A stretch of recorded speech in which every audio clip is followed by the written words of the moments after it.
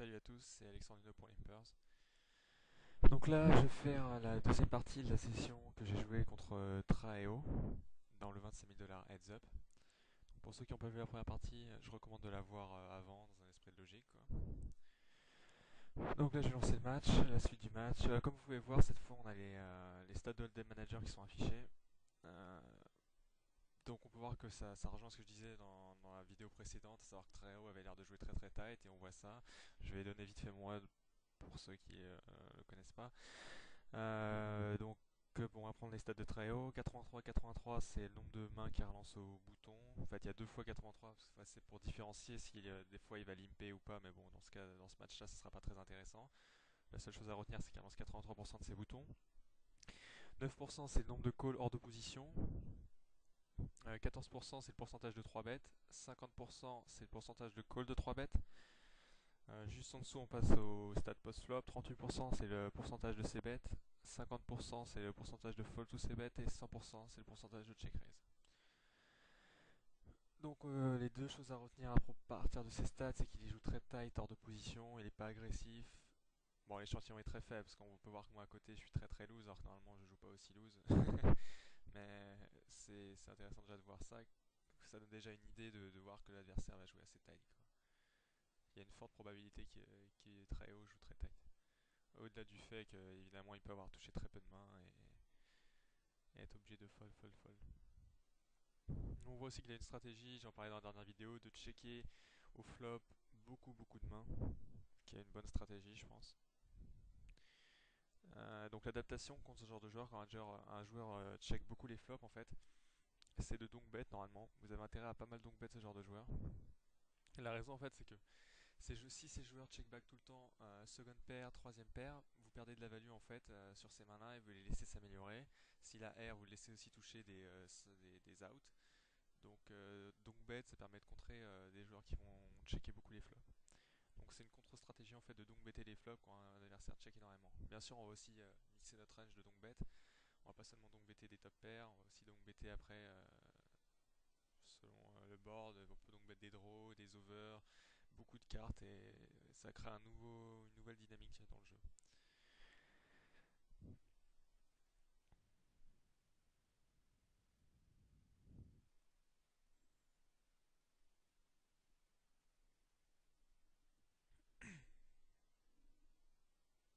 C'est particulièrement important de donc bet sur certains boards assez low, comme un board par exemple 10, 7, 5, où un adversaire va énormément check back 7 et 8, 5 et 6, des mains qui ont des second pair plus gutshot qui vont tout le temps vous payer un donc bet au flop. Si la dame roi il check derrière, vous évitez, vous lui faites folder, vous prenez de la value aussi. Donc il y a tellement de mains contre lesquelles on a de la value à prendre quand un joueur check beaucoup au flop que c'est très très important de donc bet. Donc là, paire de 9, je 3 bet pour value. Comme j'ai dit dans la dernière vidéo, j'ai intérêt à 3 bet énormément pour value et très peu en bluff, et 3 bet une range assez large pour value. Car je pensais qu'il allait call assez light les 3 bêtes, même sans que j'ai une image particulièrement agressive.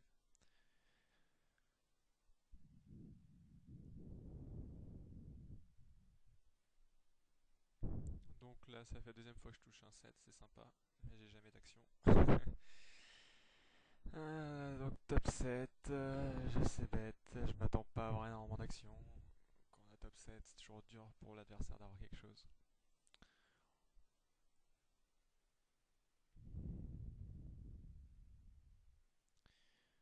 Là, typiquement 9 et 7, c'est une main que j'aurais 3 bêtes à ce moment du match normalement, mais je continue à suivre mon read qui colle beaucoup les 3 bêtes.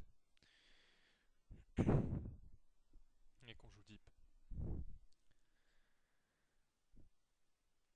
Donc là, il me fait un 3 bêtes, queen 6, c'est pas assez bon, j'ai pas énormément de raison de 4 bêtes. Surtout que j'ai vu qu'il avait l'air de call les 4 bêtes. Ce qui en soi est pas forcément si gênant que ça. Le plus gênant, c'est quand un adversaire vous rechauffe super light ou vous 5 bet bluff, ce qu'il pourrait faire avec la profondeur. Un adversaire qui colle les 4 bêtes, c'est jamais gênant parce qu'après, c'est tellement dur pour l'adversaire de jouer dans des pocket bêtes. Vous pouvez faire des c bêtes à un quart du pot, un tiers du pot et il peut quasiment rien faire. Second barrel à un demi-pot. Enfin, l'avantage en position dans un pocket bet est monstrueux.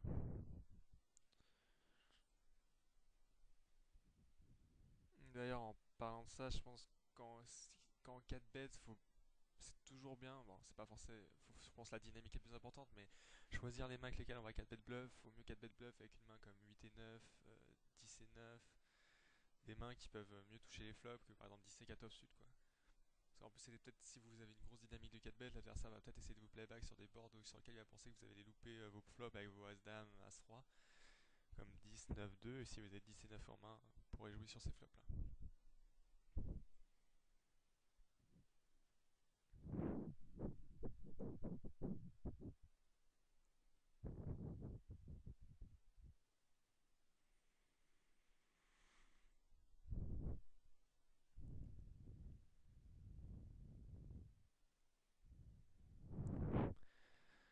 Je sais pas, c'était assez intéressant. Treo prenait souvent son timer pré-flop pour des décisions basiques. Je sais pas si t'es en train de jouer d'autres tables à côté, je pense pas, parce que il joue plus beaucoup de les parties high stake ces temps-ci.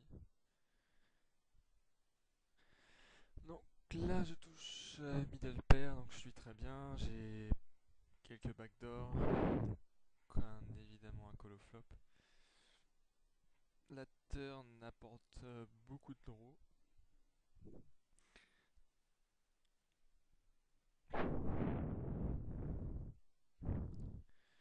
Qui second barrel, je pense que c'est un call.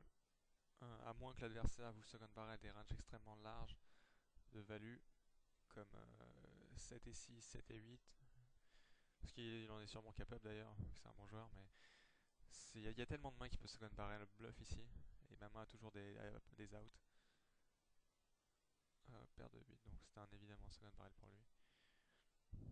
Mais je pense que le call est ok. Après, pour savoir si le call est ok, faut toujours pareil, il faut déterminer sa fréquence de second barrel. C'est toujours dur d'avoir des idées nettes et claires sur ça. Donc je pense que c'est un peu un défaut de call ici. C'est rarement une erreur de call contre la plupart des joueurs. Ce serait un fold avec plutôt peut-être avec une petite pocket pair sur le board précédemment. Parce qu'on joue aucun out, mais là même quand je suis derrière, j'ai toujours des outs. Et pourquoi pas, je peux bluffer certaines rivers. Si 3 barrels la river et une carte est sympa à la river, je peux check raise all-in. Enfin, pas check raise all-in, il y a trop de profondeur, mais faut toujours placer des bluffs de toute manière. Donc là, je sais bête, j'ai été cool. C'est pas un bon board ça pourrait être un bon board à second barrel. Enfin, en fait, c'est un mauvais board à second barrel, mais comme la plupart des joueurs savent que c'est un mauvais board à second barrel, ça peut justement devenir un bon board à second barrel. Maintenant, je pense pas que ce soit le moment, ni que au niveau de ce qu'il pense de moi, ça soit bon de le faire. Donc là, il mise la river. Là,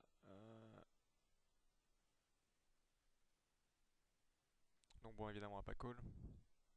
On peut pas non plus, je pensais bluff raise, mais non, parce que il est bon, il peut très bien shove. Par exemple, si on bluff raise, en sachant que lui peut représenter 10 et 9, qui a check call le flop et qui shove la river.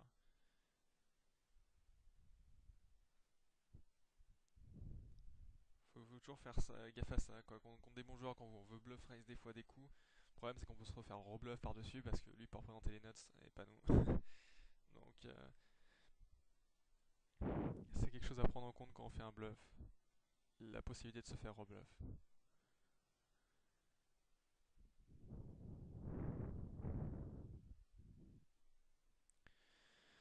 Donc j'ai décidé de checker ce flop. Je pense qu'on peut miser, checker, c'est ok. Il faut fold pas mal sur les c-bet. On va pas souvent se faire check raise sur ce genre de board. La turn, je mise pour value. Je pense qu'il aurait misé quasiment toutes ses mains qui me battent. Et je m'attends vraiment pas à me faire check raise là-dessus.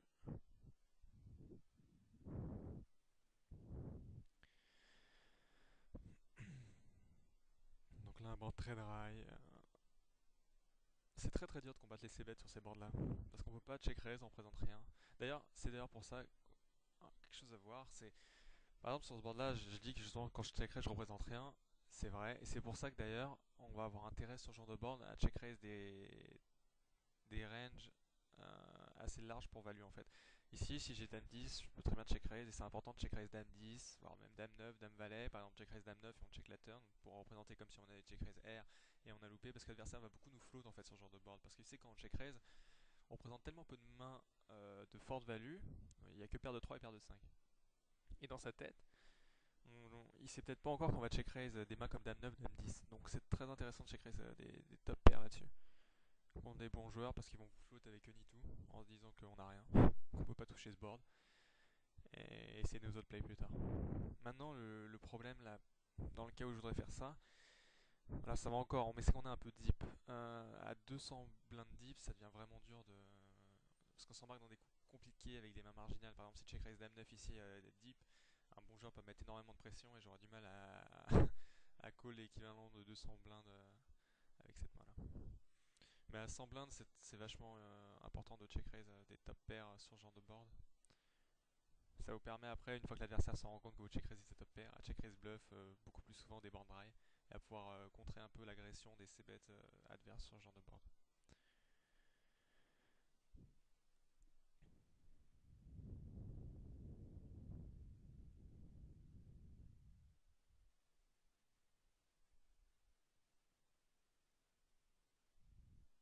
Après là bien évidemment c'était dans le cas de contre un bon joueur, contre un mauvais joueur, on peut check raise n'importe quoi si l'adversaire sait pas lire un board. Donc là je fais un 3 bet bluff pour maintenir un minimum une fréquence minimale de 3 bets. Je suis encore très faible, je suis qu'à 9%, mais même s'il colle beaucoup les 3 bets, faut au moins. Faut pas non plus, si je 3 bet une main toutes les heures,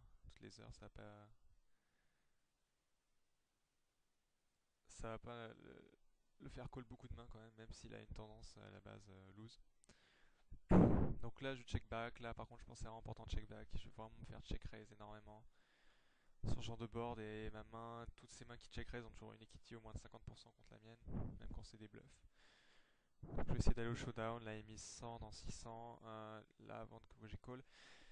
Limite je pourrais presque relancer mais j'ai pas d'infos sur lui. Je sais pas ce qu'il fait avec ça. En fait je pense pas qu'il met 100 avec une main. L'idée c'est qu'en fait, je pense pas qu'il fait 100 avec une main meilleure que ma main. Parce que ma main, à part As 4 qui me bat, je split avec tous les autres 4.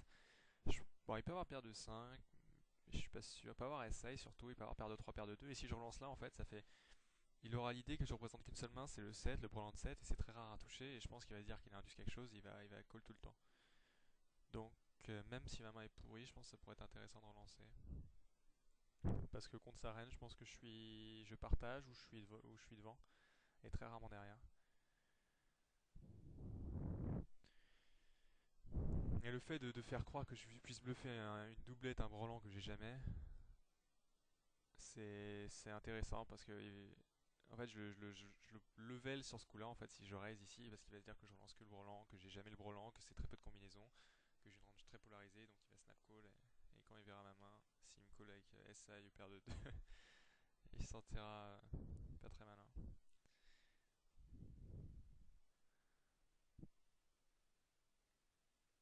C'est important de dépolariser les ranges sur des boards où la perception adverse est qu'on a une range très polarisée dessus en fait. Parce que quand un bon adversaire pense qu'on va avoir une range polarisée sur un board, il va tendance à hero call. Et donc nous on aura tendance à dépolariser une range qui sera quand même devant sa range d'hero call. Donc on va prendre énormément de value en fait.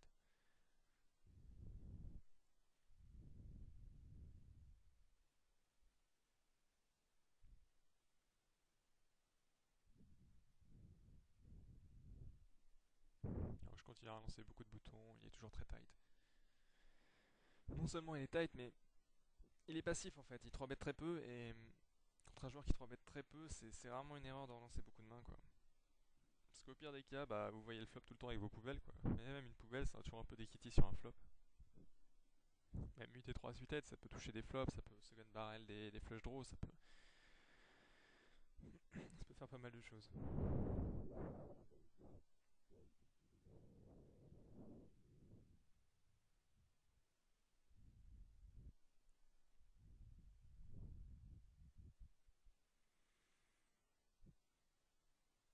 Je prends mon temps quand il me 3 bet, je sais très bien que j'ai fold, c'est juste pour éviter d'inciter l'adversaire à me 3 bet en light en fait. Si vous insta-foldez sur les 3 bêtes, bon, c'est un détail, mais je pense toujours mieux de prendre son temps et d'éviter d'inciter l'adversaire à se dire qu'il peut nous 3 bêtes light et qu'on va fold. Donc là, c'est exactement comme tout à l'heure quand je parlais des boards dry et bon à check raise. Mais là encore, on a trop de profondeur. Mais là aussi, ça pourrait être intéressant de check raise valet 10 contre un bon joueur. Parce qu'il va se dire qu'on présente rien sur ce genre de board. Euh, mais juste une chose aussi, là je parlais de check raise, là le valet qui tombe, ça me fait rentrer sur un autre sujet. Il y a une autre chose qui est importante, même si je parle de check raise, par exemple valet 10 ici, il ne faut pas tout le temps check raise ses top pairs ici, parce que sinon on va avoir une range qui ne sera pas du tout balancée. Et ça, c'est une erreur que beaucoup de joueurs, même des très bons joueurs, ont. Ils ont rarement des ranges balancées dans tous les spots. Et un bon joueur va vite remarquer ça. Donc c'est très important d'avoir des ranges de check call sur quasiment tous les boards et de check raise équilibrés. Même à la turn, voilà, on va y venir. Euh, si à chaque fois que vous avez une main, vous check raisez, ça fait ça, vous allez être très très lisible, vous donc bêtez, et il va pouvoir vous 3 barrel quasiment tout le temps. Et le fait d'avoir des mains fortes des fois que vous juste collez comme j'ai fait là, ça va permettre d'équilibrer votre range et d'être beaucoup plus dur à lire et de ne pas être si simple à jouer. Ça va vous permettre de placer des bluff river par exemple. Quand une fois que l'adversaire a vu que vous pouvez slow player une main à la turn et que vous arrivez à river avec une main que vous avez slow playé, vous pourrez passer des check raise river bluff beaucoup plus souvent. Et vous éviterez de vous faire trop agresser par l'adversaire, sinon il pourra vous 3 barrer quasiment tout le temps. Ça va être quasiment impossible pour vous de payer. Là, si j'ai décidé de call aussi, bon, évidemment pour mixer ma range, mais l'autre raison, c'est que j'étais à ce moment du match, je crois que j'ai pas été très très agressif. Et vu la perception qu'il a de moi, je pense que si je checkerais ce board là, ça montre beaucoup de force et je pense pas qu'il me verrait bluff ici à ce moment. Vraiment pas, donc j'ai décidé de call pour mixer ma range et parce que je pense pas que j'aurais eu beaucoup de value à check raise ici, la turn. Donc il a checké, je gagne. Il avait 9 et 10.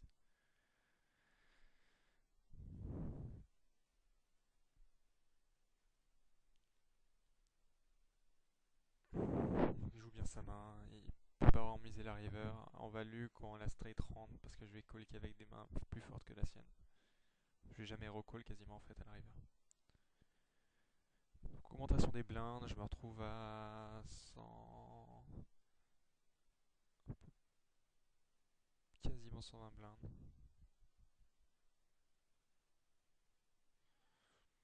Un peu plus de 120 blindes, 125 blindes. Il continue ses relances à 2.5 fois la grosse blinde. Là je touche second pair, donc rien d'autre à faire que call. La, la turn est vraiment terrible pour moi.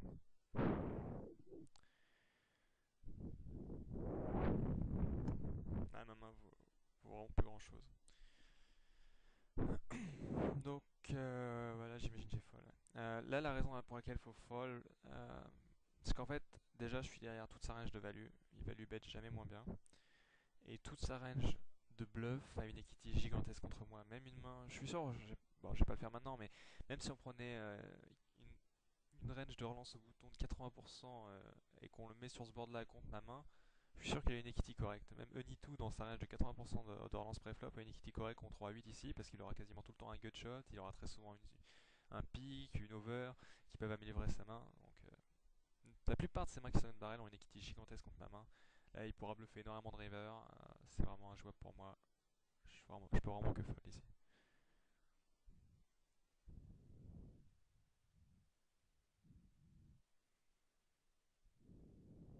À la limite, j'aurais pu check raise, mais j'ai quasiment aucun out et c'est pas un excellent board parce qu'il va très très souvent me call là-dessus. Il aura toujours des outs, des gut shots, des conneries. Donc 3 bêtes pour value, as valet. Pour moi, je suis persuadé qu'il va call avec n'importe quel AX suited, donc je domine ces as sur lesquels il va me call.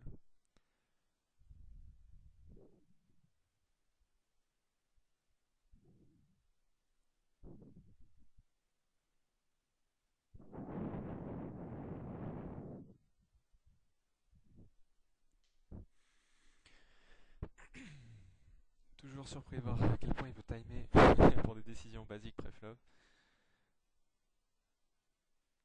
En même temps, c'est vrai qu'on paye 25 000 dollars le tournoi, on peut se permettre d'utiliser un peu son timer.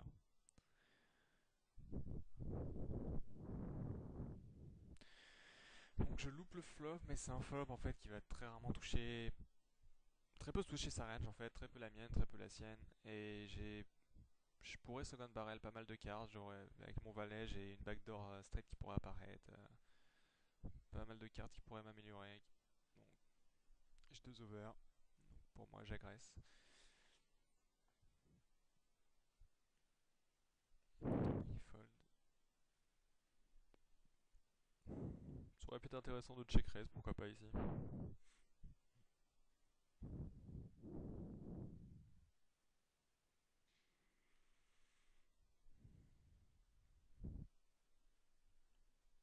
En général, une bonne ligne à prendre dans les pots 3 bêtes que peu de joueurs font, c'est check raise bluff en fait. Avec total air, comme là j'aurais dit sur As Valet sur 2 9 10 Rainbow. Parce que ça montre vraiment énormément de force en fait. Et il y a beaucoup de joueurs qui misent avec des mains marginales quand on check.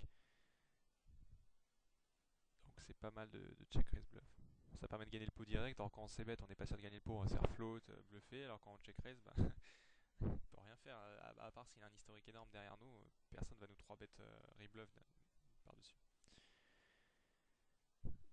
Donc là le flop check. J'ai une paire, mais bon, ma paire est rarement bonne. J'ai surtout check raise en fait ici parce que c'est un. Pour plusieurs raisons. Déjà, j'ai vu qu'il checkait pas mal air au flop, qui peut sans doute bluffer turn et river. Donc déjà, il y a beaucoup d'air dans sa range que je peux faire passer. Et même s'il a une main, quand il check ce flop, il a jamais une grosse main. Et en plus, ce board là, un board unicolore SI, c'est un board, quand vous check raisez ce genre de board, vous montrez une force gigantesque. Parce que quelle est ma range normalement de value sur un board unicolore comme ça? Soit j'ai le roi de trèfle, soit j'ai un 7, soit j'ai deux paires. Je checkerai jamais rien d'autre. Donc ma range contre lui, donc toutes ses mains, il a besoin d'avoir une main extrêmement solide. Parce que même quand je suis en semi-bluff, j'ai des outs énormes. Avec un roi ici, j'ai pas mal d'outs. Je joue la flush draw, donc les boards sur lesquels qui font le plus peur quand c'est check raise, c'est les boards unicolores. Si vous faites check raise sur un board unicolore et vous avez top pair, vous pouvez l'acheter direct, quasiment. À part si c'est un joueur, vous jouez contre moi, qui moi check raise des mains qui n'ont rien à voir avec le board. Mais sinon, de manière générale, quand vous faites check raise sur un board unicolore, si vous avez top pair et pas de draw, ça sert à rien de continuer, vous êtes tout le temps battu. Contre la range adverse, vous vous faites éclater. Donc c'est pour ça que j'essaie de check raise en semi-bluff. Bon, j'ai pas de trèfle, mais je semi-bluff la 2 paires et le brelan. Parce que, bon, en OTR, je pense qu'il passe quasiment tout le temps ici, c'est pas très important, mais mes outs. En plus, quand il check le flop, il peut pas avoir une main solide là-dessus. Au mieux, il a 6 et 7 et il a son gutshot, mais bon. Un gutshot sur un board unicolore, c'est pas terrible.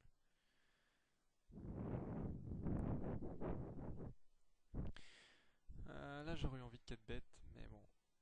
Je pense que j'aurais dû 4 bet. Là, ça rejoint ce que je disais un peu avant, quand les gars m'insta 3 bêtes après qu'ils soient mangé un check raise.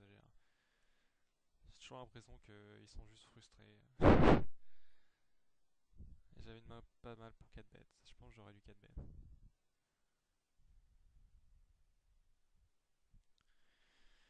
Mais bon, 4 bêtes bluff quand l'adversaire vous 3 bêtes à seulement 14%, c'est pas franchement fantastique non plus, parce que sa range est tellement solide d'après les stats. Et bon, c'est vrai qu'il faut regarder aussi un peu les stats, des fois, et pas seulement les dynamiques et tout ça. Il y a une très forte proba de tomber sur une grosse main.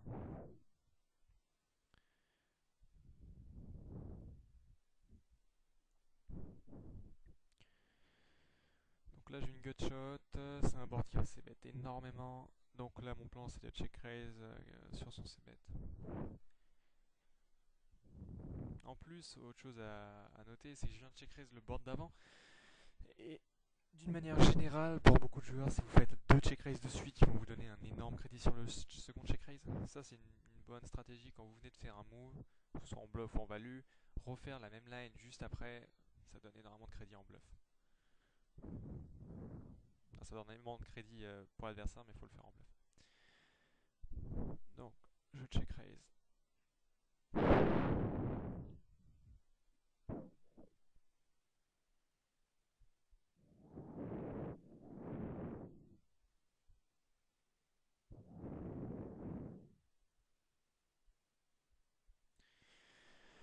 Donc il me fait assez rapidement un mini 3 bêtes. Donc là, sur le coup, je suis persuadé qu'il a rien quasiment tout le temps. La raison, c'est qu'il m'a mini 3 bêtes très vite. Je suis persuadé à 100% qu'un joueur qui a un 10 ici, il fait pas aussi vite, surtout quand on voit comment il abuse du timer pour tout et n'importe quoi. S'il voulait value, il aurait timé plus longtemps. Il aurait call aussi pas mal de fois, parce qu'on n'a pas une profondeur énorme, il n'a pas besoin de 3 bêtes. Euh, Même si c'est vrai qu'il pourrait 3 bêtes aussi, parce qu'il vient de se faire check raise et pour se donner l'image du gars qui est frustré et donc il pourrait se permettre de 3 bêtes pour value, un gros jeu, mais bon. Je pense que c'est pas la première, c'est pas le premier read qu'il faut suivre. La première chose à suivre, c'est vraiment qu'il a 3 bêtes très très vite, que son sizing est un sizing à la con. Et bon, enfin, c'est un sizing standard, mais bon, quand on voit un sizing comme ça, sur que l'adversaire, c'est pas comme s'il m'avait fait 4000, il y a une forte proba qui bluffe. Et c'est aussi, bon, c'est un board pairé où les joueurs ont tendance les bons joueurs à replay back par-dessus. Donc là, clairement, je compte pas lâcher même une seule seconde. Euh, donc je call, je pourrais re-relancer, mais bon, là, le problème quand je relance, c'est qu'il y a toujours des bluffs dans ma range en fait. Et là aussi, est-ce que je relancerai avec un 10 pour value? Bah, je pense que oui en fait, mais lui, je pense pas qu'il pense que je le ferai. Donc j'ai décidé de call parce que je pense que c'est ce qui montre le plus de force, et en plus, même dans le pire des cas, si des fois il a un 10, j'ai seulement 1400 à gagner, à 1470 à payer pour jouer un pot qui va être d'à peu près 6000. Et j'ai des implies. Sur si le 7 tombe et il avait As-10, bah, généralement je lui prends son tapis. Donc c'est très profitable de call ici. Je call dans le but de bluffer. Normalement, mon plan c'est que quasiment tout le temps, une fois qu'il a fait ça et que je call le flop, il va jamais miser la turn, je pense. Enfin, de mon expérience, les joueurs. Moi, généralement, je mise les turns parce que je sais que les gens flottent justement quand on fait des 3 bêtes comme ça. Mais je pense pas qu'il soit de ce niveau-là. Donc je pense qu'il va checker tout le temps les turns. Et dans ce cas-là, j'aurais plus qu'à faire un 3 quarts pot river et prendre le pot. Je dis 3 quarts pot parce que je veux pas faire un tiers ou un demi pot. Parce que si je fais un tiers ou un demi pot, il peut croire que je l'ai flotté et que je vais bluffer. Donc je pense que 3 quarts pot c'est le mieux. Parce qu'il va jamais me payer. River.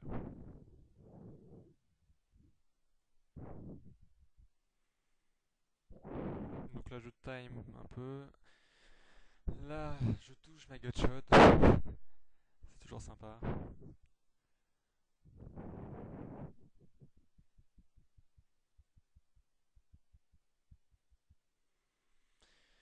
Les dames tombent. Donc là j'ai checké. Donc il y a eu une discussion. J'ai discuté avec pas mal de joueurs après coup là-dessus. Sur est-ce que j'aurais dû miser, est-ce que j'aurais dû checker. Donc en fait, je pense que le problème quand je check ici, c'est qu'il va très très très très très rarement bluffer. Normalement. Mais bon, il y a quand même des joueurs qui bluffent, hein. J'ai joué hier un régular, la même situation en 25-50, ils s'amusaient à me bluffer dans ce genre de spot. Mais c'est vrai qu'en général, les joueurs bluffent très très rarement ici. Et j'en discutais avec Don Limit Cyril, une line intéressante à faire ici. Mais là je pense pas que j'avais l'image suffisamment déglingo pour le faire. Je pense pas qu'il suppose que je l'ai flotté beaucoup sur ce board. Ce serait de faire par exemple un tiers pot à la river pour qu'il puisse me payer en se disant que j'ai flotté avec rien au cas où il a chaté une dame ou un 6 ou un 7, ou plutôt un 7 ou une dame. Ou alors qu'il puisse, mais bon je pense pas qu'il soit assez créatif, qu'il puisse me rechauffer par-dessus en représentant full slow payé ou je sais pas quoi. Donc ça serait une line intéressante, miser un tiers pot ici pour un deuce et pour le laisser call. Mais bon, je pense pas qu'il y avait la dynamique suffisante pour qu'il puisse me recall avec n'importe quoi ou qu'il puisse me chauffer par-dessus, donc j'ai voulu le laisser bluffer.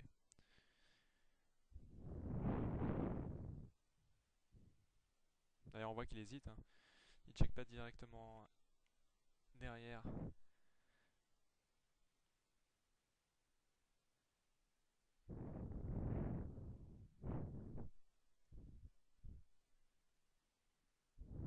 Donc il avait 8 et 4.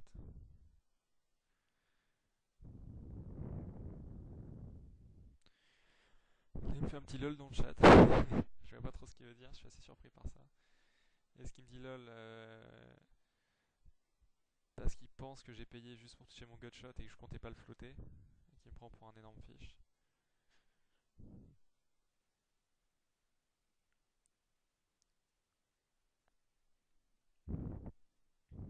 Enfin là, son lol veut quand même dire deux choses. Soit il me prend pour un énorme fiche, soit il comprend rien à rien, il comprend pas le principe de flotter ce genre de board.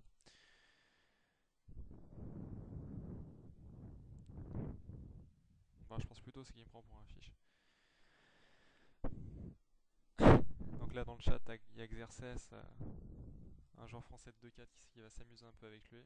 Essayer de me faire passer pour un énorme fiche.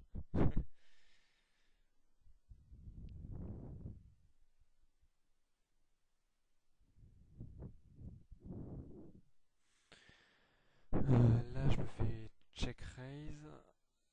Donc là clairement je me vois pas folder ma main. C'est un board où je pense sa range de value est très tight. Honnêtement, je pense même pas il a roi 9 dans sa range vu comment il était tight durant le match. Donc les seules mains qu'il peut avoir en value, c'est paire de 6. Autrement dit, il n'y a rien. Il pourrait avoir, vu qu'il 3 peu, roi dame et roi valet. C'est possible. Mais j'ai déjà 2 dames, donc roi dame moins probable, donc plutôt roi valet.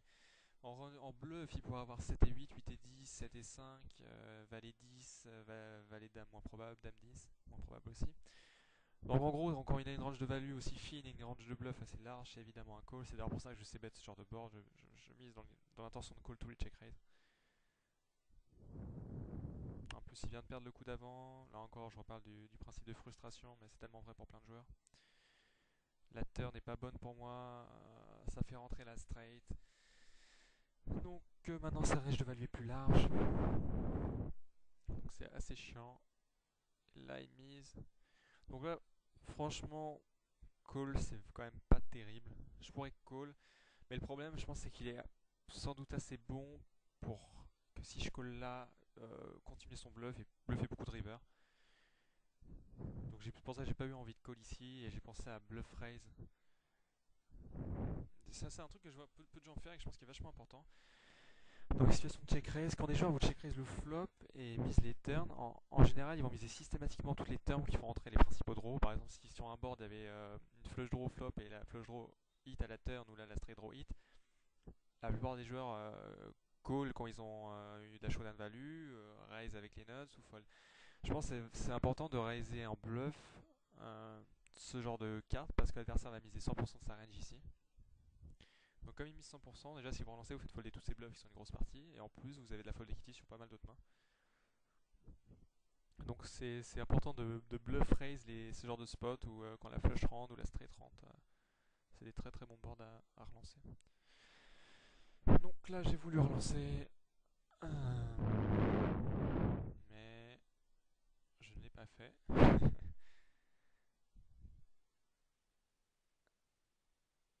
Et j'aurais dû le faire, je regrette de ne pas l'avoir fait. Le seul truc qui est chiant pour le faire ici, c'est que j'ai 2 dames et ça diminue la proba qu'il est dame 10 et dame valet. Mais bon, franchement, c'est pas tellement de main que ça. Et j'aurais vraiment dû. Surtout que je suis persuadé. Il y a peu de joueurs je pense pas, qui checkeraient sa straight draw en plus sur 7 et 8 là-dessus. Il n'y a pas tant de joueurs qui checkeraient en fait une straight draw ici. Et il va pas le faire 100% du temps, ce que je veux dire. Donc, franchement, je regrette vraiment de ne pas avoir relancé ici. Surtout qu'il y a une bonne profondeur, je veux dire. S'il a ici, mettons, roi-dame, je relance, qu'est-ce qu'il peut faire quoi? Même s'il value encore roi-dame ou roi-valet, qu'est-ce qu'il peut faire si je relance? J'ai pas de bluff dans ma range. Il va pas penser que je fais ça avec 9 et 8. Il peut rien faire d'autre que passer. Je viens de gagner le coup d'avant en plus. Il n'y a pas de raison que je sois frustré. Il n'y a pas de raison que je tente un gros bluff ici. Je suis devant chips. Je viens de gagner tous les derniers coups. C'était vraiment un raise ici. Je regrette de ne pas l'avoir fait.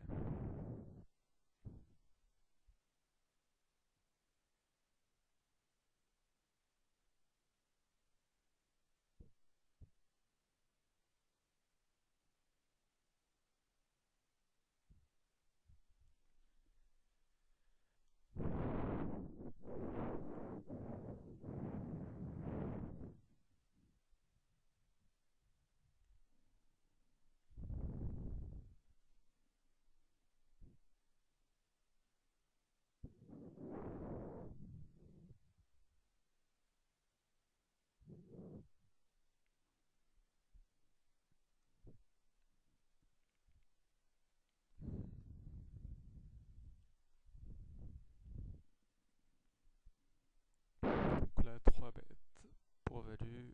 Ça sera suité.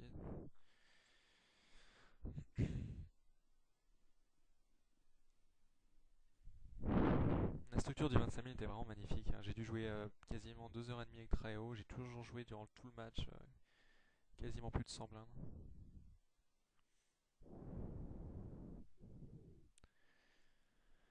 Donc là, le coup devrait pas être trop dur à jouer avec la straight. Flopper, mini-fold.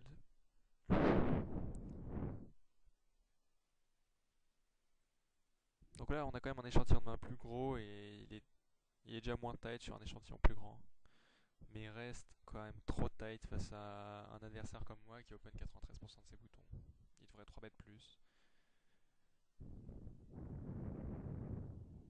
Alors moi aussi en théorie, normalement, je devrais 3 bet plus sur ces raids, mais bon. J'ai déjà expliqué pourquoi je le faisais pas.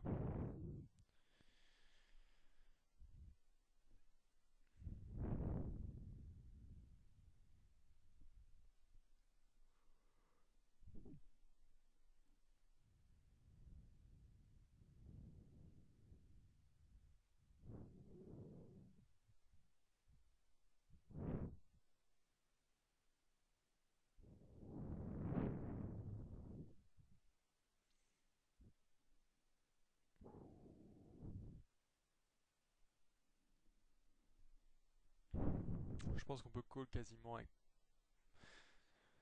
pas mal d'AX, la plupart des as-rag quand un joueur vous open à 2.5 et qu'il relance quasiment tous ses boutons.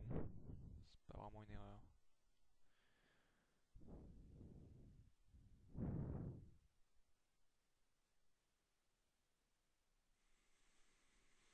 Je continue à 3 bet à 9 fois sur son open à 2.5.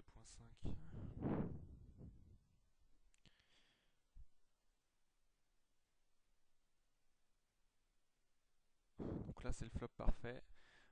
Juste avant, au niveau historique, il a foldé dans tous les pots 3 bêtes. Donc la proba qu'il me fasse un move, là en fait, là je compte miser sur pas mal de turns. Euh, si la turn est une brique, je compte checker tout le temps la turn. Parce que je pense qu'il va me float ou me tenter un move très souvent ici. Au niveau de tous les pots tous les pots 3 bêtes qu'il m'a laissé. Et sachant qu'il sait que je vais CB de 100% du temps ici.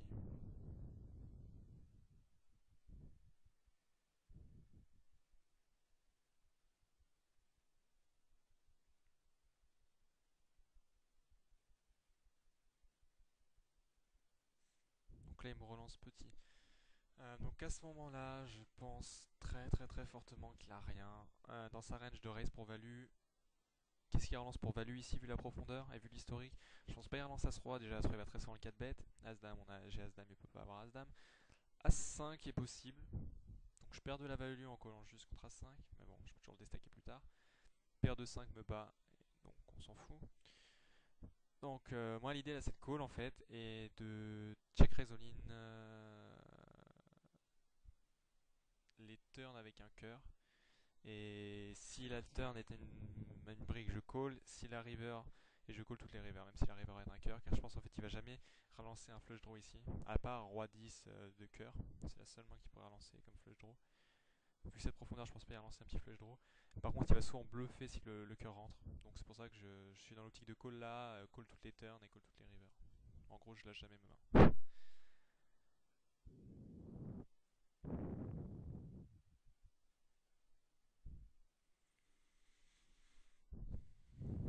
Quelque chose à voir, c'est que les bons joueurs ont tendance à bluffer avec une fréquence extrêmement élevée quand les cœurs rentrent. Parce qu'ils se disent qu'ils représentent tout le temps des flush draws dans leur range. Le roi de cœur est une excellente carte pour moi. Parce que pour la raison que j'ai dit précédemment, je pense que la seule flush draw qui relance ici, c'est le flush draw avec le roi de cœur ou valet 10 de cœur.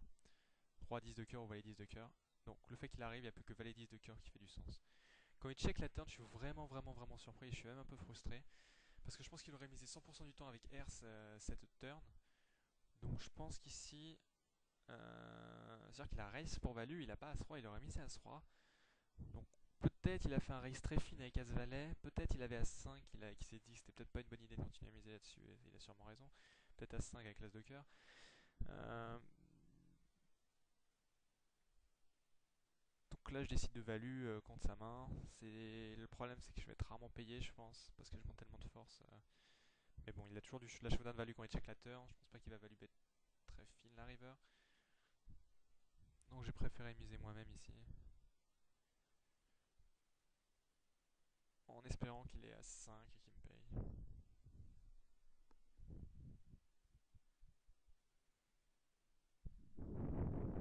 Je suis vraiment surpris de son check turn parce que je le mettais vraiment sur un bluff au flop et je vois pas. Quand il bluffe le flop, je pense qu'il mise quasiment toutes les turns. Quoique c'est possible qu'il ait peut-être pas voulu miser la turn parce que c'était un roi et que peut-être qu'il pensait que j'avais beaucoup d'as-roi, as-dame, paire de roi, paire de dame dans ma range et que je passerais pas. Là, quand je mise, je compte bien sûr call n'importe quel shove.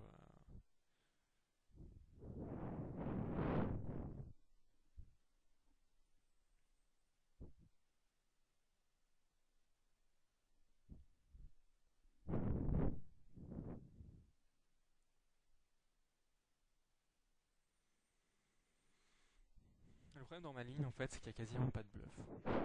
C'est pour ça que je mise pas très fort, parce que j'essaie en fait de lui faire croire que je peux peut-être value bet moins bien que sa main qu'il a check et turn. Au cas où il est à 5 par exemple et qu'il me paye.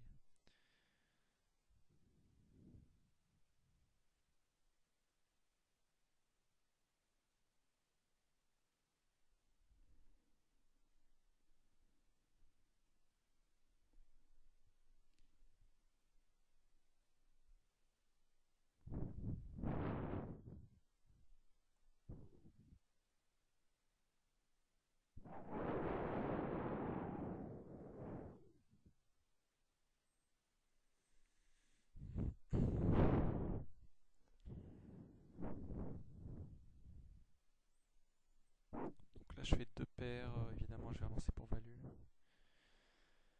J'ai quasiment tout le temps la meilleure main, la seule main qui me bat c'est 8 et 9.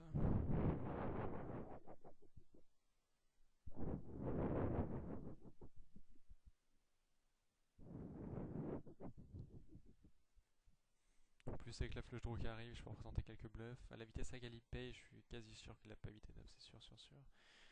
Donc là c'est juste un standard value bet, je mise gros pour polariser ma range, je lui faire croire que je peux avoir 5 et 6, As 5, As 2 ou une flush draw. Puis je mise aussi gros parce qu'il vient d'enchaîner quelques folds et que les joueurs aiment pas folder tout le temps. Bon, il fold très très vite. Apparemment, j'étais pas très crédible en bluff ici.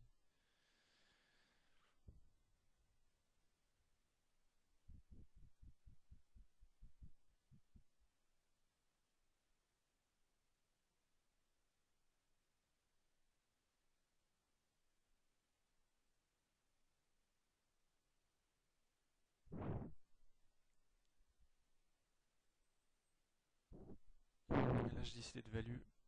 Euh, je pense que j'ai la meilleure main la plupart du temps. Il peut checker quelques fois un as. Mais d'une manière globale, j'ai beaucoup de value et je dois protéger ma main.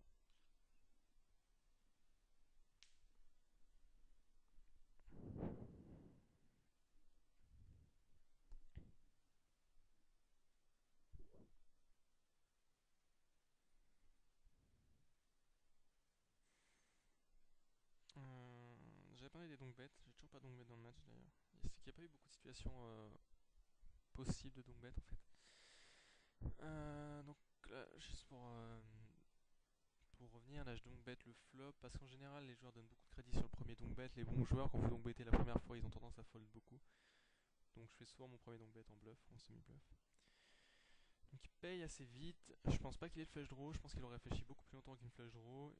Beaucoup plus longtemps avec une top pair. Donc niveau timing, je le mets sur 7 et 8, 10 et 9 ou une deuxième paire, troisième paire. Et je décide de revalue bet la turn pour protection et pour value parce que je veux pas laisser un autre cœur venir et que 7 et 2 avec deux de cœur gagne. Et parce qu'il peut me payer avec beaucoup de mains. Il y a encore de la value à miser là avec ma main. Surtout que c'est aussi un board que je vais second barrel 100% de ma range quasiment en bluff quand je suis en bluff. Mais bon, ce qui s'est passé, c'est quand je le second barrel, je vais 3 barrels tout le temps ce board en bluff.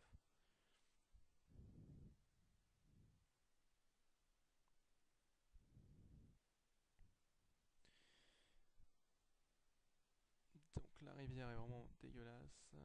J'essaie d'aller au showdown, j'ai la quinte et je pense pas que s'il a de la showdown value, il va bluffer les cœurs.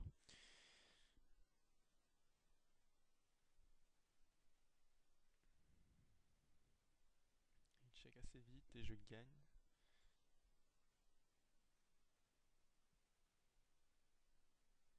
Il avait dame 10. tout était bon au niveau de mes rides.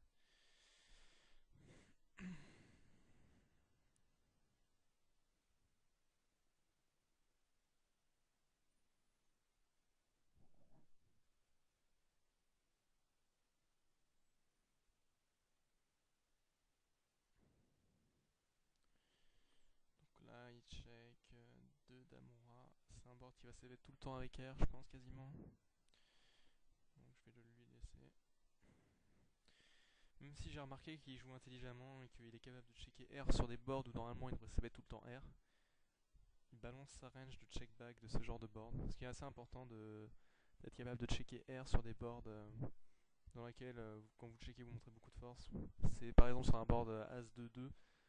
euh, la plupart des joueurs, quand ils check ce flop, ils ont toujours de la showdown value. Et la plupart des joueurs pensent pareil. Donc c'est pour ça que c'est important de mixer votre range et de checker air des fois dessus. Parce que vous pourrez prendre le pot quasiment tout le temps la turn. Donc l'adversaire va penser que vous avez toujours une showdown value importante. Ne va pas tenter de vous bluffer, il va vous laisser le pot.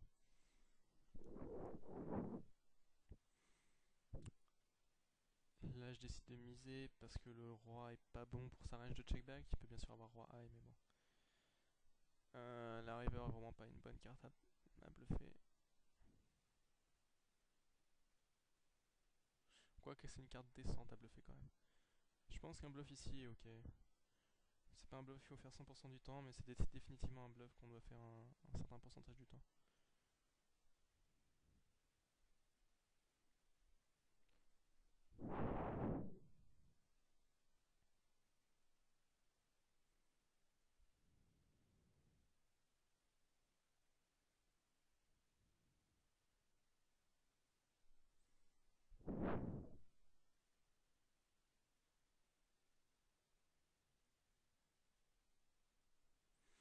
Donc là j'essaie d'aller au showdown avec ma main, j'ai pas vraiment de value à miser, même si quand ils time autant, vous voyez ce genre de joueur, ce qu'il fait à gauche, quand les joueurs time comme ça à la river, c'est très souvent pour vouloir aller au showdown avec leur SI, leur main, c'est quasiment tout le temps ça. Ils time pour faire croire qu'ils hésitent à value bet fin et pour vous checker derrière des mains marginales et que vous le bluffez pas et qu'ils puissent aller au showdown. Et je vois énormément de joueurs faire ça. C'est vraiment transparent. Et notamment dans les gros pots, ça permet de faire beaucoup de bluffs quand les joueurs time 3 plombes. Parce que vous êtes sûr que quand un joueur a timé 3 heures, un bon joueur, si vous misez, il va très souvent folder. Bon, bien sûr, c'est pas le cas dans tous les spots. Si c'est un spot où vraiment il peut hésiter à value bet fin, faut faire gaffe à ça quoi. Mais du changeant de board, c'était assez évident quoi.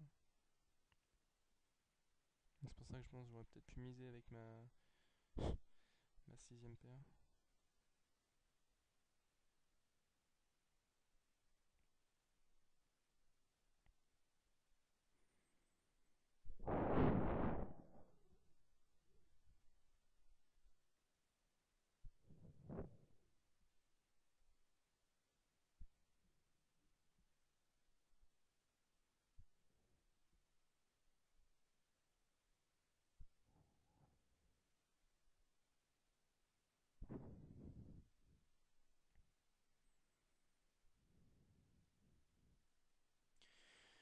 Donc là, il check plusieurs fois. J'ai décidé de bluffer le coup parce que je pense qu'il a SI 99% du temps et que je peux faire folder très souvent SI ici.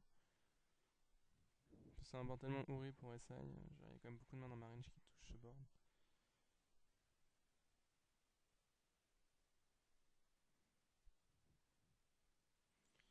Il me hero call avec SI. Donc là, quand il me hero call et qu'il voit SI, il doit se dire que son call est pas très bon parce qu'il split quand j'ai SI. Au mieux. Là, j'hésitais à call, mais je suis légèrement hors cote en fait avec paire de 3. Et il 3 bet tellement peu que contre sa range, c'est vraiment pas profitable de call.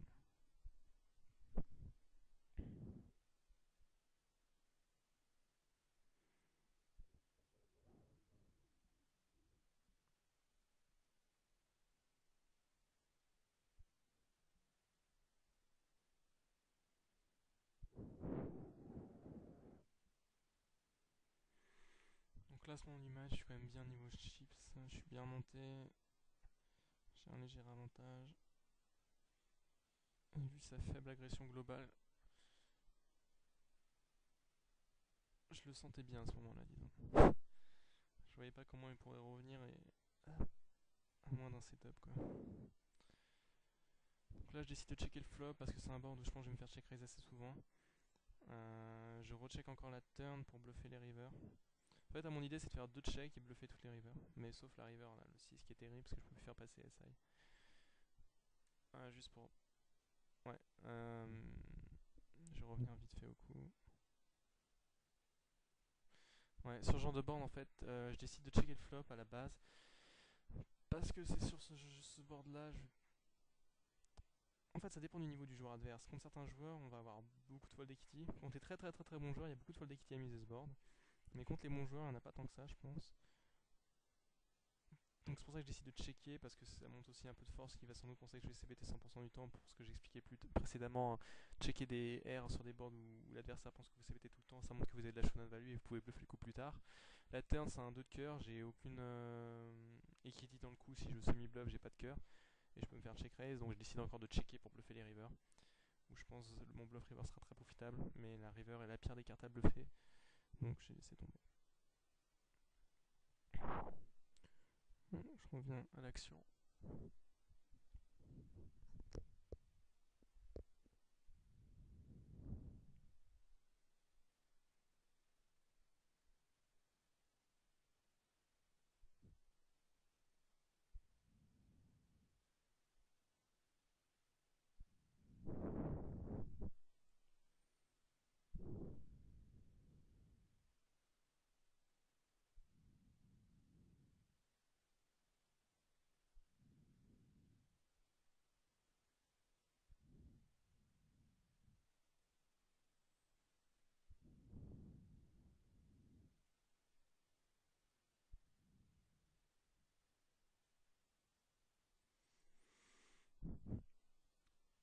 Donc S9 sur ce genre de board, je suis très bien.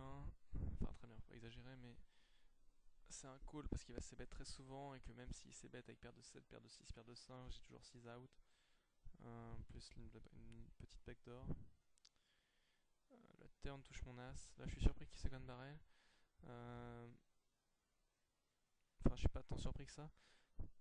J'espère pour lui qu'il second barrel pas en bluff cette carte et qu'il a second barrel en value avec un roi, une paire de 9, une paire de 10. Parce que normalement, théoriquement, vu sa fréquence de checkback, on peut imaginer qu'il va checker derrière tous ses as et que donc il n'est pas crédible à second barrel un as. Donc ça sera intéressant qu'il second barrel une range assez large justement sur l'as, puisqu'il n'est pas crédible. Mais il se trouve qu'il a second barrel R, donc bon. euh, Quand je vois ça, je pense que je suis un peu déçu de son niveau. C'est une erreur un peu grossière, je pense. Parce que très franchement, je foldais quasiment aucune main quand il second barrel est sur l'as.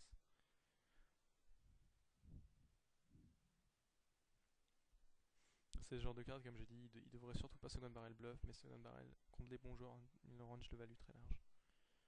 Parce que le bon joueur va savoir qu'il peut pas avoir des sides dans sa range. Les seuls qu'il pouvait avoir c'était As4 et As5 qui lui faisaient gutshot au flop à peu près. Il aurait pu miser, mais même il check tellement les flops, je pense qu'il aurait checké.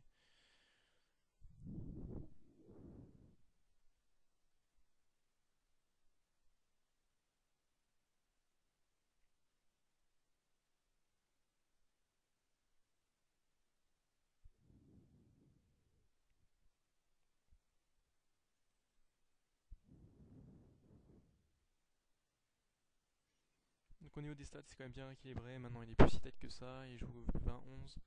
Le seul truc, c'est que son pourcentage de 3 bêtes est assez faible, mais il s'est adapté, ou plutôt peut-être qu'il avait pas de main au début et qu'il a plus touché là à mon open de 90% des boutons.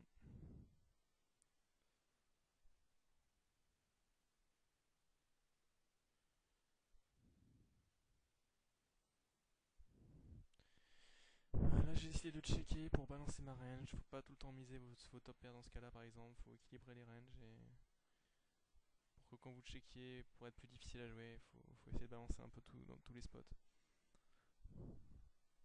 Si à chaque fois que vous misez, vous avez top pair et second pair, et quand vous checkez, vous avez tout le temps troisième et quatrième pair, ça va être très simple de vous jouer et de vous outplay.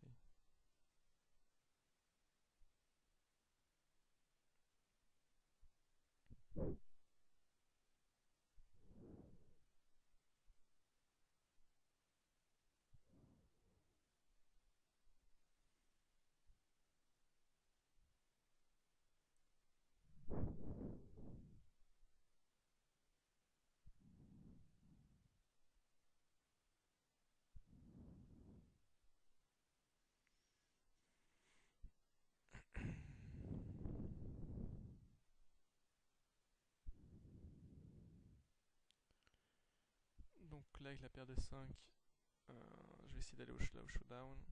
Tu vois, l'intérêt d'avoir par exemple checké un as juste avant, ça l'empêche ici d'agresser trop facilement quoi. Et me permet de voir des showdowns plus facilement que ma paire de 5. Qu'est-ce qu'il sait qu'ici dans ma range, je peux avoir un SI, je peux avoir pas mal de choses. Il peut pas se permettre de mode play comme ça.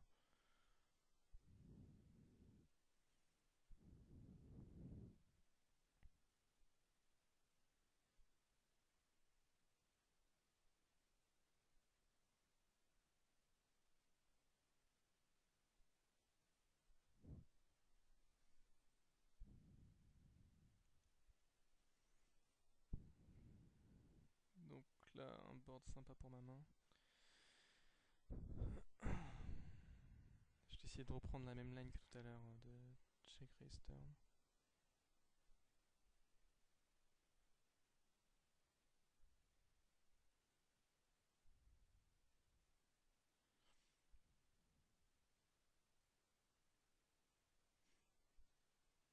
La raison, c'est qu'il avait l'air d'être au niveau, un niveau de pensée 1 ou 3 en fait, parce que si on se rappelle le coup, j'avais check raise deux fois de suite.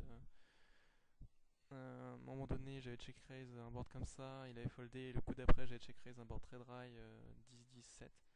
Il m'avait 3 bêtes, donc c'est-à-dire que ce serait niveau de pensée, le premier niveau de pensée, ça serait, ouais, il vient de me check raise, donc il le fait encore, donc cette fois, c'est qu'il a rien. Bon, je pense pas que c'est son niveau, je pense plutôt qu'il était justement au troisième niveau, qui est au final équivalent du premier. Et on a aussi vu le cas en début de match quand il m'a 3 bêtes plusieurs fois il a 3 bêtes juste après avoir été après quelques coups qu'il avait perdu. Donc c'est pour ça je pense qu'ici c'est pas mal de le faire parce que je pense que vu la façon dont il a l'air de penser, c'est possible qu'il me voit en bluff ici.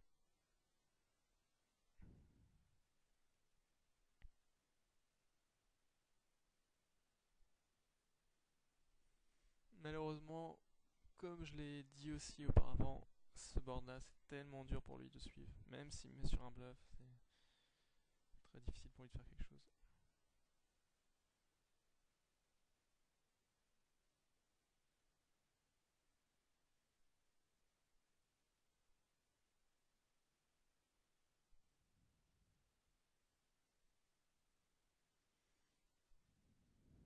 Ouais, j'avais tellement envie de 4 bêtes ici.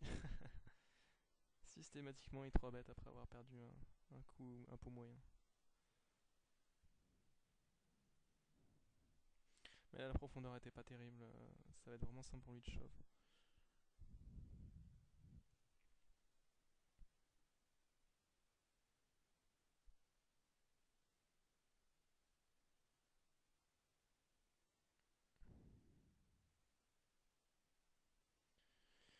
Donc là, je décide d'attaquer avec un tirage quinte.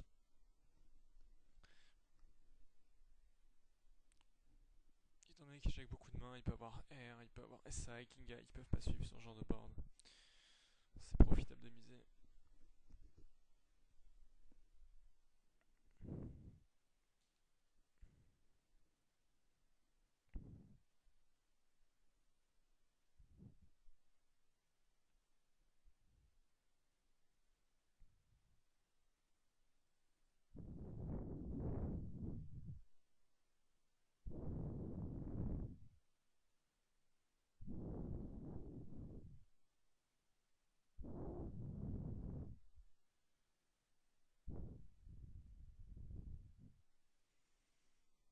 J'aurais dû 3 bet S10.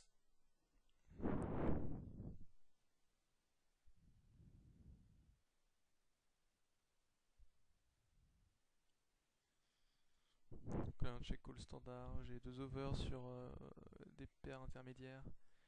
Et très souvent, la meilleure main, il va se péter énormément ce board. La river, c'est évidemment un value bet. Parce qu'il peut avoir ses bêtes SI sur ce genre de board. Il peut avoir touché un 2 et snap call la river. Mais il avait valet 2. Il a voulu balancer sa range. Je pense que c'est pas mauvais de balancer sa range en général, mais c'était pas un bon board à balance avec son valet 2. Parce que c'est pas un board où il a. Je veux dire, il n'y a aucun intérêt à checker la turn comme il a fait avec. Attends, je vais revenir sur les trucs. Voilà. Donc là, on voit le board. Il n'y a pas d'intérêt à checker pour lui la turn parce que c'est un board où il va avoir, quand même avec la 2, il va avoir pas mal de bluffs dans sa range. Il a la flush draw, il a 3 et 4, et moi j'ai sans doute call light avec SI, des petites paires. Et donc je vois pas pour lui l'intérêt de checker la turn, quoi. Et il y a des situations où justement il va checker avec beaucoup de mains, avec beaucoup de mains marginales, et il faut qu'il protège ses mains marginales quand il va checker. Mais là c'est pas un board où s'il a paire de 6, paire de 7, il va miser aussi. Donc il a pas besoin de protéger, il n'y a pas de main marginale à protéger en fait. L'intérêt de checker une top pair, c'est de protéger notre range de check. Mais là il n'y a pas de protection, il a juste perdu de la value en fait. Il a voulu balancer sa range, qui est bien de balancer sa range, mais dans un spot où ça sert à rien.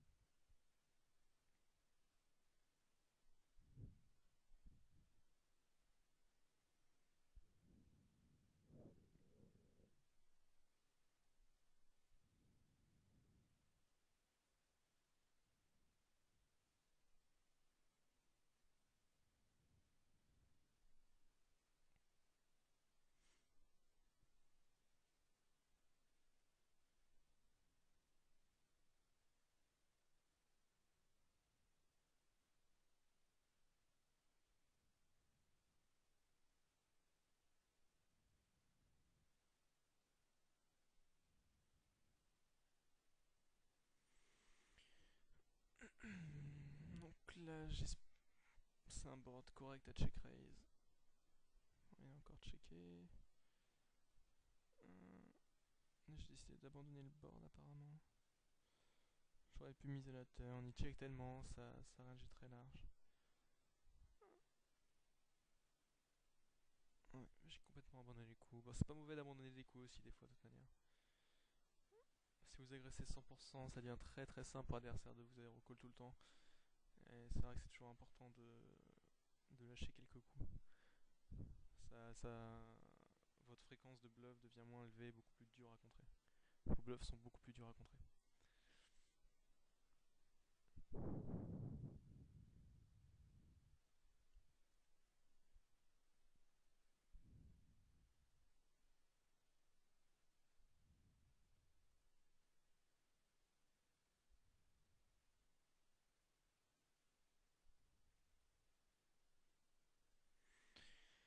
Donc là je fais brelan.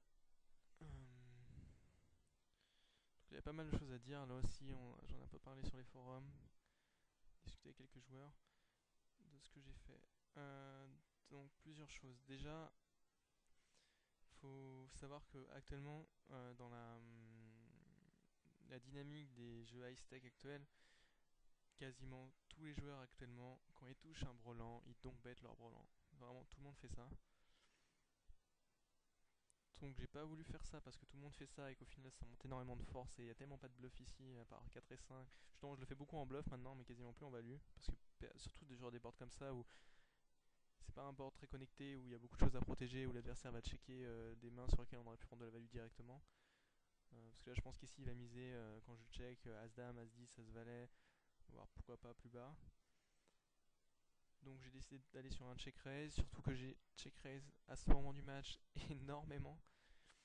Et même si c'est pas le meilleur des boards parce que j'ai peu de bluff, mais je pense qu'à ce moment du match, il sait que je suis capable de faire des moves. Il m'a vu être très agressif, il sait que je peux tourner sûrement des mains en bluff, que je peux avoir call le flop avec 4 et 5, 4 et 2, paire de 4, paire de 5, que je peux partir et m'amuser à un check raise. Donc pour toutes ces raisons, j'ai décidé de check raise. Par contre, mon sizing est pas bon du tout. Si je pense que je bluff ici, je bluffe jamais aussi gros vu la profondeur de tapis. J'ai vraiment pas besoin de faire un check raise aussi gros et la taille du check raise montre trop de force. Je- Si je bluffe, je fais jamais ça. Parce que c'est un board vachement scary et quand je check raise ici, j'ai pas besoin de faire de mettre 4000. 3000 aurait été mieux. 3200, mais 4000 fait vraiment trop peur. Donc là, il me paye. Le valet, quand je vois qu'il me paye et quand je vois le valet, je suis content parce que je pense que quand il me paye turn, il peut me payer avec un as. Il peut aussi avoir le full, très très rarement, paire de 3 ou as-3. Mais je suis content de voir le valet parce que maintenant je split avec tous les autres rois qui me battaient. Roi 10, roi 9, roi 8, roi 7, roi 6, roi 5, roi 4, roi 2. Donc c'était quand même une bonne quinte pour moi dans ce sens-là.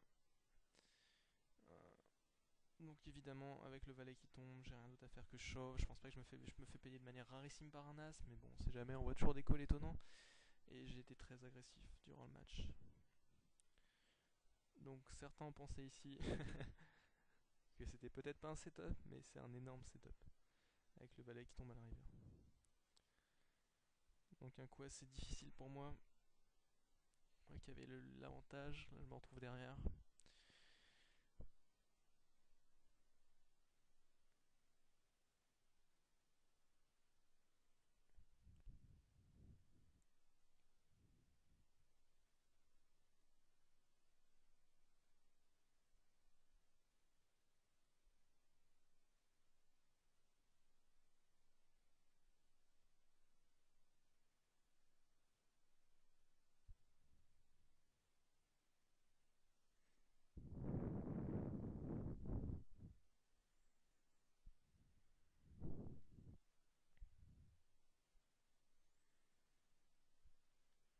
Mais bon, j'ai quand même des stacks assez corrects, je peux encore jouer largement.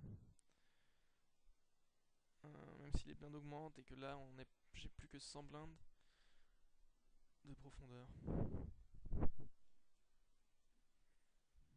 Mais bon, on peut encore jouer au poker avec 100 blindes.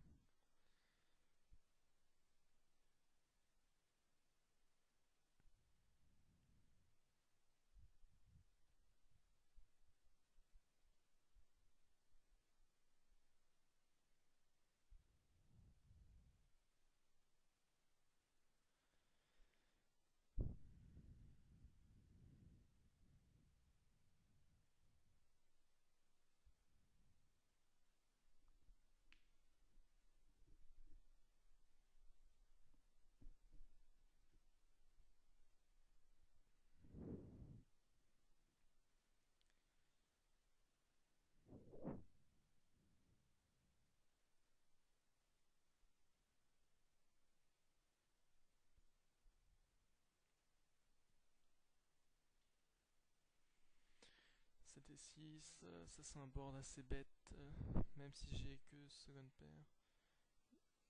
Parce que c'est un board où il peut check raise des gutshots et des mains en bluff assez souvent.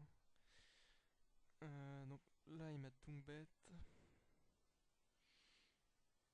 Sur son premier donc bet, vu qu'il a la dynamique du match à ce moment-là, je pensais vraiment qu'il était très très fort. Mais j'ai quand même payé une fois, pour la seule raison étant que si je paye une fois, je pense qu'il va, dans le rare KO bluff, il va pas me second barrel. Et que j'ai toujours quelques outs au pire. Donc là j'ai vraiment décidé d'abandonner. Même si dans le cas où il était en bluff, le valet augmente la proba qui continue à bluffer.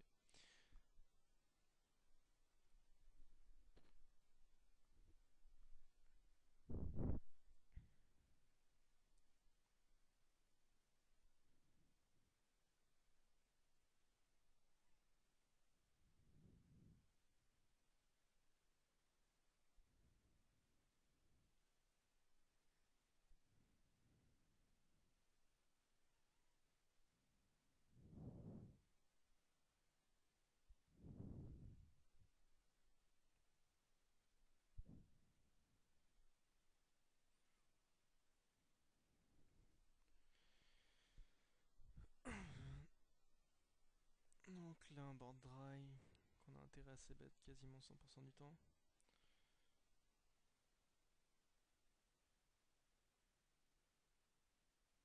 Quand même call là-dessus avec la doublette du 3. C'est vraiment pas possible de second barrel ce board. Il n'y a plus qu'à abandonner. La dame une bonne carte à bluffer si check. Quoique pas tant que ça en fait. Je vais y revenir dessus. La raison pour laquelle j'ai pensé que c'était une bonne carte, c'est qu'en général quand un adversaire vous call sur un board et que ça check la river, que la river est une carte assez haute par rapport au second pair et troisième pair qu'il peut avoir au flop, c'est intéressant. Mais en flop sur ce board là, c'est pas du tout une bonne idée parce que la troisième paire fait brelan. La seule main que j'aurais pu faire folder, c'est la deuxième paire. Et s'il m'a payé au flop avec des gutshots, ils sont rentrés, ils font deuxième paire ou ils font quinte. Et c'est aussi un board où, comme il peut pas représenter de bluff, il peut très bien checker la river avec des bonnes mains. Donc ça serait vraiment horrible de bluffer ici en fait. Donc j'ai bien fait de pas bluffer. Donc là, je tombe sur une des mains les plus faibles qu'il pouvait avoir. J'aurais pu la faire passer, mais quand ça range, c'est vraiment pas bon de miser. que même si je mise, là il est à As-9, il peut très bien s'amuser à check raise, hein. Je sais pas s'il est assez bon pour le faire, mais quand je mise ici la river, je me représente une main marginale. Et lui pour représenter dans sa range une main très forte et me check raise sans problème. Tourner sa seconde, troisième paire en bluff.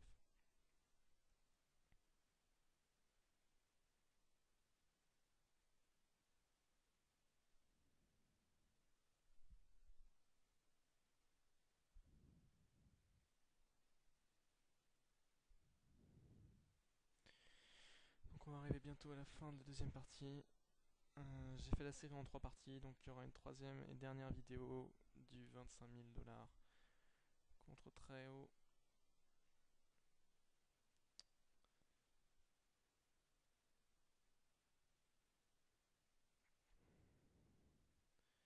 Qui au final est un joueur un joueur typique des sites américains, un joueur à style assez solide.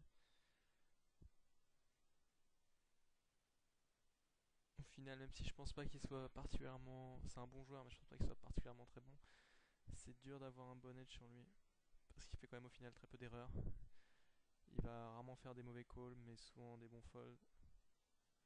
Ou peut-être des mauvais folds des fois, mais c'est pas un adversaire extrêmement exploitable. Mais ce qui est sûr, c'est que c'est pas lui qui va vous exploiter en tout cas.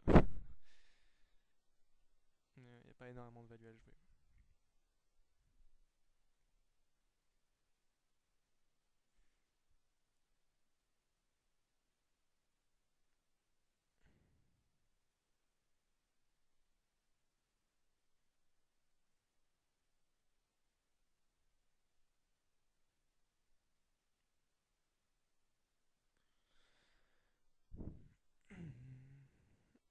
Voilà, on va arriver à la fin de la vidéo.